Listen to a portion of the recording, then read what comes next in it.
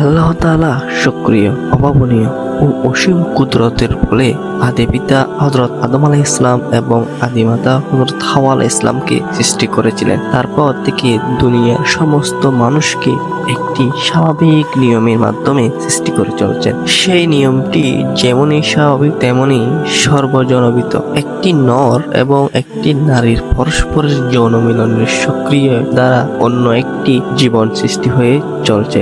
আজ পর্যন্ত কখনো কোথাও এই নিয়মের ব্যতিক্রম ঘটেনি। আর এই নিয়ম দ্বারা যে শুধু মানবই সৃষ্টি করছেন তা নয়, দুনিয়ার অন্যান্য জনকুলও সৃষ্টি একই নিয়মে জন্ম লাভ করছে। এটাই যে স্বাভাবিক। এই নিয়মের বহির্ভূত অন্য কোনো অবস্থার দ্বারা জন্ম লাভ তো দূরের কথা, এমন কোনো অবস্থার কাহিনী বা ঘটনা ঘটেনি যে কোনো স্ত্রীর জীব কোনো পুরুষের জীবের যৌন মিলন ব্যতীত কখনো গর্ভধারণ করে। অতএব মানুষের এই চিরন্তন রীতি এমনই একটা ধারণা আর দৃঢ় বিশ্বাস জন্মেছে যে তারা অবাধে ধারণা করে নেয় কোনো পুরুষ ও স্ত্রীর যৌন মিলন কোনো নতুন প্রাণীর জন্ম লাভ হতে পারে না। এটা যেন বাধ্যতামূলক রীতি। নতুন জীব সৃষ্টি হতে হলে স্ত্রী জাতি ও পুরুষ জাতির যৌন মিলনের অবশ্যই প্রয়োজন হবে। মানুষ যখন এই অতি অস্বাভাবিক ও বাস্তবধর্মী রীতিটির প্রতি দৃঢ় বিশ্বাস স্থাপন করেছে